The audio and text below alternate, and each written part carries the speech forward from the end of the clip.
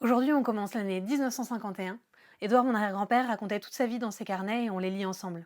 2 janvier, Alain rentre à Massillon. Il neige à nouveau. Verglas. 11 janvier, je vends la vache Violette 32 000 francs. 12 janvier, Poussette de Livonnière vient pour 8 jours avec Hugues et Bénédicte.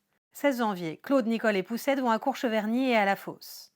18 janvier, déjeuner chez Ève de Chanaleille. Poussette et ses enfants sont emmenés à Courcheverny par les Philippe de Villeray. 24 janvier, déjeuner chez les Saint-Trivier.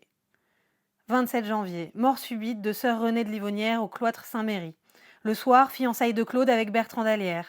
Quel contraste, tristesse et joie.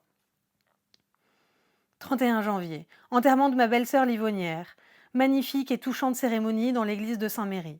Énorme assistance, multitude de gens pleurant la bienfaitrice de ce quartier. Elle s'était prodiguée à soulager les misères pendant 45 années.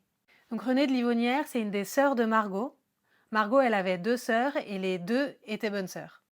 La première était décédée pendant la Seconde Guerre mondiale. 1er février, nous rentrons avec Claude et Nicole et Margot. Nous prenons comme cuisinière Colette Motu.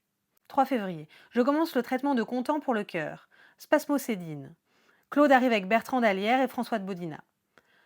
5 février, ce matin François repart à l'aube pour Saumur emmenant Nicole.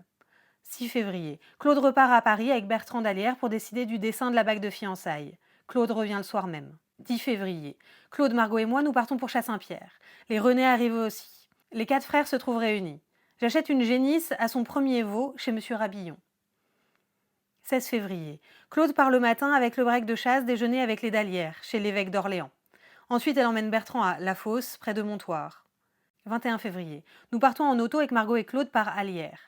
Avant déjeuner, Bertrand remet la bague de fiançailles à Claude. Elle est très belle, 2 gros diamants côte à côte. 22 février, nous repartons d'Allière l'après-midi. Goûter à la Fosse chez les Philippe Gérard et rentrons ici à 9 h du soir. Demain, Édouard nous parlera de l'épidémie de grippe.